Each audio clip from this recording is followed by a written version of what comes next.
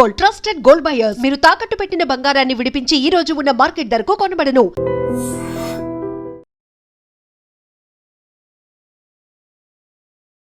కానీ వాళ్ళు ఏం చేయలేదు, ఎందుకంటే వాళ్ళ ఎక్విప్మెంట్ అమ్మాలని చూసారు మన దగ్గర, మనం తీసుకోలేదు. అది ఇది తీసుకోకపోతే అది తీసుకుంటాము అని. ఎందుకంటే యూఎస్ దగ్గర తీసుకున్న ప్రాబ్లం ఏమవుతుందంటే, రేపు మన దగ్గర ఏదైనా గొడవ అయితే, రేపు మనం పాకిస్తాన్ మీద దాడి చేసినా కానీ చైనాతోనే గొడవ పెట్టుకుంటే యూఎస్ చేస్తారు, వీళ్ళు దాని స్పేర్ పార్ట్ ఆపేస్తారు. మన పోఖ్రాన్లో చూసాం మన అప్పుడు యూఎస్ దగ్గర నుంచి చాలా లిమిటెడ్ ఎక్విప్మెంట్ తీసుకున్నాం, కానీ మొత్తం అన్నీ ఆపేశారు వాళ్ళు. So we should be careful. యుద్ధం అనేది ఏదో వచ్చి కొట్టుకుందాం, ఇటు బాంబులు వేద్దాం, మోదీ గారు పాకిస్తాన్ని మొత్తం ధ్వంసం చేసేయండి, అది నడవదు. ఈవెన్ పిఓకే ఇష్యూ కూడా దానికన్నా పెద్ద ఇష్యూ. కాకపోతే ఇప్పుడు ఇంత అయిన తర్వాత సడన్గా విక్రమ్ మిస్త్రీ గారి మీద పడ్డారు. ఆయన అబ్యూజివ్ కామెంట్స్ అనేవి ఉన్నాయి, ట్రోల్స్ అనేవి ఉన్నాయి. ఏం జరుగుతుంది అనేది క్లారిటీ మిస్ అవుతోందా, లేకుంటే they are in a mood, at any cost మనం వెళ్ళిపోవాలి, కొట్టేయాలి, స్వాధీనం చేసుకోవాలి, ఈ ఒక ఎమోషన్ని క్రియేట్ చేసింది ఆ అట్మాస్ఫియర్ ఎందువల్ల అంటారు? ఇప్పుడు ఏమైపోతుందంటే, ఇది ఒకటే ఇష్యూ కాదు, క్రికెట్ మ్యాచ్ నడుస్తున్నప్పుడు ఇదే ఇష్యూ ఉంటుంది. ఒక క్రికెట్ మ్యాచ్ ఓడిపోతే సంగతి అంతే, వీళ్ళందరూ కలిసి ధోని మీదనో కెప్టెన్ ఎవరున్నా విరాట్ కోహ్లీయా లేకుంటే రోహిత్ శర్మ ఇవే పడతారు వీళ్ళందరూ కలిసి. సో మన దగ్గర ప్రాబ్లం ఏంటంటే, నేను చెప్పాను చూడండి, మన దగ్గర డ్రాయింగ్ రూమ్లో కూర్చొని ఐపీఎల్ చూసుకుంటా ధోని దగ్గర బ్యాటింగ్ ఎట్లా చేయాలని చెప్తారు మన వాళ్ళు. True, they are all experts. ఒక వీక్ బడ్జెట్ వచ్చినప్పుడు అందరు బడ్జెట్ ఎక్స్పర్ట్స్, ఫైనాన్స్ ఎక్స్పర్ట్స్ అయిపోతారు. క్రికెట్ మొదలైతే అందరు క్రికెట్ ఎక్స్పర్ట్స్ అయిపోతారు. దాని తర్వాత ఇప్పుడు యుద్ధం వచ్చినప్పుడు అందరు యుద్ధం అన్ని వార్ ఎక్స్పర్ట్స్ అయిపోతారు. మీరు కూర్చొని మోదీ గారికి అడ్వైస్ ఇవ్వక్కర్లేదు. మీరు చూసుంటారు, పెహల్గామ్ జరిగిన తర్వాత 5 రోజుల తర్వాత చాలామంది నా దగ్గర స్టూడియోస్లో అడిగారు ప్రశ్న, మోదీ గారు అంటే ఏం చేయట్లేదు, ఎందుకంత సైలెంట్గా ఉన్నారు అడిగారు నా దగ్గర, మోదీ బాంబ్ క్యో నెయ్యి దాల్రా. నేను చిన్నపిల్లల ఆట కాదు ఇది. ఫస్ట్ ఆఫ్ ఆల్ ప్లానింగ్ ఉండాలి, ఇంటెలిజెన్స్ ఉంటుంది. ఎక్కడెక్కడ వాళ్ళ టెర్రర్ క్యాంప్స్, వాళ్ళ దగ్గర 24 టెర్రర్ క్యాంప్స్ ఉంది పాకిస్తాన్. మనం కొట్టింది 7 నుంచి 9, దాంట్లో 14 మిసైల్ యూజ్ చేసాం మనం. ఒక స్పాట్లో మనం 3 సార్లు కొట్టాము. మీరు చూసుంటారు ఆ వీడియో వాళ్ళు చూపించిన దాంట్లో. సో ఆ పరిస్థితికి రావాలంటే 14, మీరు గుర్తుంటుంది మన ఉరి జరిగిన తర్వాత సర్జికల్ స్ట్రైక్స్ 9వ రోజు జరిగింది. పుల్వామా జరిగిన తర్వాత బాలాకోట్ స్ట్రైక్ 13వ రోజు చేసాం. ఈసారి 14వ రోజు చేసాం. టైం అన్నిటికీ ప్లానింగ్ ఉంది, ఎందుకంటే వాళ్ళు రెడీగా కూర్చున్నారు అక్కడ. పహల్గామ్ కాగానే ఇండియా అటాక్ చేస్తారని వాళ్ళకి తెలిసిపోయింది, టెర్రరిస్ట్ కానివ్వండి పాకిస్తాన్ ఆర్మీ. కానీ ఒక వారం తుపాకీ కూర్చొని పట్టిన మనిషి ఒక వారం తర్వాత అంటాడు, ఏంటి ఎవరు రావట్లేదు, ఇది బోర్ కొడుతుంది కదా, మనం ఎంత కూర్చోవాలి చెప్పేసి పక్కన రిలాక్స్ అయిపోతారు. ఆ టైంలో కొట్టాలి. That is very important. సున్జు అని చెప్పి చైనీస్ ఫిలాసఫర్ ఉన్నారు, చాలా ఫేమస్, మీరు చదువుంటారు, ఆర్ట్ ఆఫ్ వార్ అని ఒక బుక్ రాశారు. దాంట్లో he always says you should catch the enemy unprepared. చాలా ఇంపార్టెంట్. ప్రిపేర్డ్ ఉన్నప్పుడు మనం మిసైల్ ఫైర్ చేస్తే వాళ్ళు ఫైర్ చేస్తారు, మనకేం అడ్వాంటేజ్, మళ్ళీ మన మీద ధ్వంసం ఎక్కువైపోతుంది. సో వాళ్ళు ఈ షుడ్ మొత్తం ప్లానింగ్ చేసుకున్న తర్వాత, డీటెయిల్ ఇంటెలిజెన్స్ వచ్చిన తర్వాత మనకు కరెక్ట్గా హిట్ చేసాం. వాళ్ళు కూడా అడ్మిట్ చేస్తున్నారు ఇంతమంది చనిపోయారని చెప్పి. ఒక ప్లేస్లో అయితే ఏదో మస్జిద్ లోపల మహిళలు పిల్లలు అందరు చనిపోయారన్నారు. రాత్రి 1 గంటకు ఈ మహిళలు పిల్లలు మస్జిద్ లోపల ఏం చేస్తున్నారండి, ఎందుకున్నారు అక్కడ? అక్కడే మీకు క్వశ్చన్ వచ్చేది. ఇట్ వాజ్ నాట్ ఎ మస్జిద్ పేరు పెట్టుకున్నారు అంతే.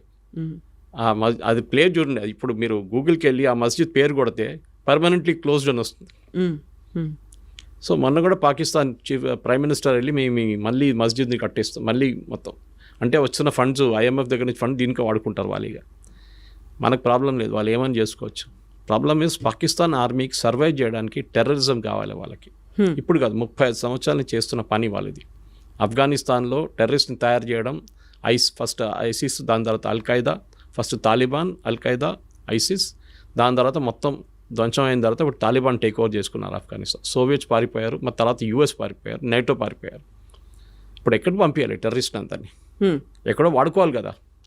నేను ఎప్పుడు దీన్ని భస్మాసుర్ ఎఫెక్ట్ అని చెప్తాను. దీన్ని భస్మాసుర్కి వరం ఇచ్చిన తర్వాత టెస్ట్ చేయడానికి శివ భగవాన్ తల మీద పెడదాం అనుకున్నారు. పాకిస్తాన్ సంగతి అంతే.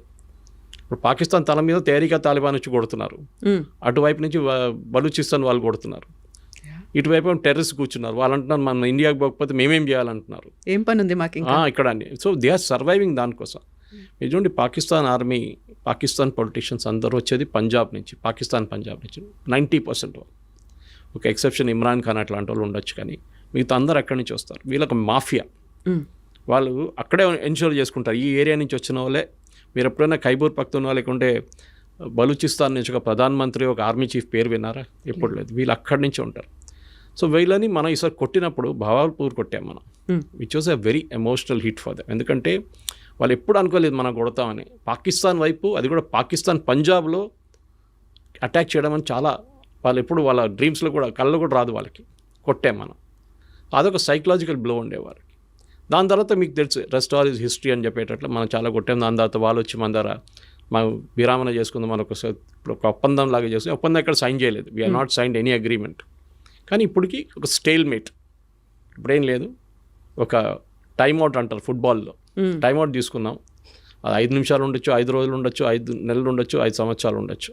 ఏ రోజు మన మీద నెక్స్ట్ దాడి జరిగిందో ఆ రోజు మనం వి విల్ హిట్ బ్యాక్. ఇప్పుడు పహల్గామ్ జరిగి ఆల్మోస్ట్ 1 నెల కాబోతుంది. మీరు చూడండి, ఒక్క అటాక్ కూడా మనమే జరగలేదు. జరిగితే Modiji will give next authorisation, కొట్టండి ఈసారి అని చెప్పేసి. ఆల్రెడీ వాళ్ళ చాలా మటుకు ధ్వంసం చేస్తాం, వాళ్ళ ఎవాక్స్ని ధ్వంసం చేస్తాం, వాళ్ళ ఫైటర్ ఎయిర్క్రాఫ్ట్ని ధ్వంసం. వాళ్ళు కూడా చాలా మటుకు కాంట్రవర్సీ క్రియేట్ చేశారు. మేము రఫాల్ 5 రఫాల్, 1 రఫాల్, 3 సుఖాయిలు, 2 మిగ్లు కొట్టుపడేస్తామని చెప్పేసి. నిన్ననే government of India detailed statement ఒకటి ఇష్యూ చేశారు through press information bureau. And వాళ్ళ లాంగ్వేజ్లో ఒక ఎయిర్క్రాఫ్ట్ అంటే అసెట్ అంటారు దాన్ని. All our assets are intact అని చెప్పి పెద్దగా సపరేట్గా ఇచ్చారు వాళ్ళకి బాక్స్ లైన్లో.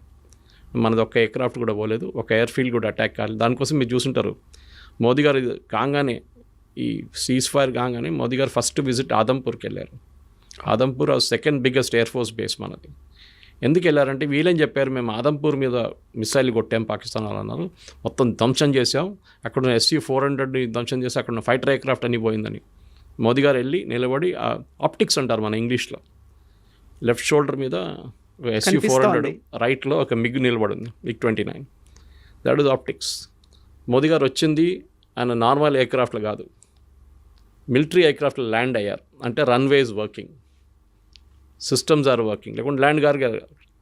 అదే టైంలో Pakistan army chief, Pakistan prime minister మన ఏదో వాళ్ళ బేస్కి వెళ్ళారు. ఎయిర్ ఫోర్స్ బేస్కి వెళ్ళలేదు, ఆర్మీ బేస్కి వెళ్ళారు. అది కూడా ఎట్లా వెళ్ళారు, కార్లో జీప్లో వెళ్ళారు. దట్ మీన్స్ వాళ్ళ దగ్గర ఉన్న ఎయిర్ ఫోర్స్ బేస్ ధ్వంసం అయిపోయింది, అక్కడ ల్యాండ్ చేయలేమని చెప్పి చాలా క్లారిటీ వచ్చేస్తున్నారు. సో యుద్ధం అనేది మన వాళ్ళు కూడా దే షుడ్ అలౌ పొలిటికల్ ఎస్టాబ్లిష్మెంట్ని వాళ్ళ పని చేయనియండి, వాళ్ళకి తెలిసి ఏం చేయాలని చెప్పి. విక్రమ్ మిస్త్రీ గారి మీద చేసిన దాడి ఐ థింక్ మన దేశంలో ఒక కల్చర్ అయిపోయింది. ఎవరైనా మీ ఒపీనియన్కి వ్యతిరేకంగా ఏమైనా చెప్పారంటే వాళ్ళ మీద ట్రోల్ చేస్తారు. He's only a messenger. ఆయన ఒక స్టేట్మెంట్ తీసుకొచ్చి చెప్పారు అంతే. ఆయన కాదు డిసైడ్ చేసింది, పొలిటికల్ లీడర్షిప్ డిసైడ్ చేశారు. He's a messenger. ఇంగ్లీష్లో అంటారు ఇప్పుడు డోంట్ షూట్ ద మెసెంజర్ అని. మనం చేసిన పని అది. మనకు తెలియదు. Of course his daughter use to represent రోహింగ్యాని రిప్రజెంట్ చేస్తుందంటే అది ఇంకో పొలిటికల్ కేసు, అది సపరేట్. చాలామంది పిల్లలు ఇప్పుడు మన కూతురు కానీ కొడుకులు కానీ వాళ్ళ ఫిలాసఫీ ఉంటుంది వాళ్ళకి, మనం ఆపలేం వాళ్ళని. దాన్ని బట్టి మన పేరెంట్స్ మీద ఎందుకు పడ్డాలి అది. అఫ్కోర్స్ అమ్మాయి మీద దాడి చేస్తారు, చాలా ట్రోల్ చేశారు, ఆమెని మళ్ళీ ఆమె అకౌంట్ ప్రైవేట్ చేసేసింది. కానీ ఇది మెచ్యూరిటీ లేదు. ఇక్కడ కూడా చూపి ఈ సోషల్ మీడియా ప్రాబ్లం ఏంటి, నేను ఎప్పుడు చెప్తుంటాను, మీరు వాట్సాప్లో ఒక మెసేజ్కి 10 రూపాయలు అనే కండిషన్ పెట్టండి, రేపటి నుంచి మొత్తం వాట్సాప్ మెసేజ్లు బంద్ అయిపోతాయి అన్నీ. అందరూ ఇప్పుడు ఫ్రీ ఉందని చెప్పి జియో వచ్చి ఇంత ఫ్రీ డేటా ఇచ్చిన తర్వాత ఏం చేయాలని తెలియదు. 5 నిమిషాలు దొరికితే ఏదో వీడియో చూస్తుంటారు మన వాళ్ళు. మీరు ఎక్కడికైనా వెళ్ళండి, మెట్రో చూడండి, వర్క్ సైట్కి వెళ్ళండి, ఇది ప్రాబ్లం అన్నమాట. ఏదో వీడియోలు పొద్దున్న సాయంత్రం దాకా ఫార్వర్డ్ చేస్తూనే ఉంటారు. ఒక్కటే వీడియో మీ 100 చోట్ల నుంచి వస్తుంది మీకు. ఎందుకంటే ఆ వాడడానికి మీకు తెలియట్లేదు, మెచ్యూరిటీ లేదు దాంట్లో. ఇప్పుడు నాకు కూడా వస్తుందండి, మీకు చెప్పినట్టు పొద్దున్న నుంచి సాయంత్రం దాకా ఒక 20 మీడియా గ్రూప్స్ ఉంది, దాన్ని అందరూ వీడియోలు పడేస్తున్నట్టు పొద్దున్న నుంచి. వస్తే డిలీట్ చేసుకుంటూ వెళ్ళిపోతాను నేను. కానీ కొన్ని సైట్స్, కొన్ని గ్రూప్స్ ఉన్నాయి వేరే సీరియస్ డిస్కషన్ నడుస్తుందని, అది నేను రిటైన్ చేసుకుంటాను, టైం దొరికినప్పుడు చూసుకుంటాను. అది అన్నమాట. ఇది మనం మెచ్యూరిటీ ఉన్నప్పుడు చేయాల్సింది. ఏదో వీడియో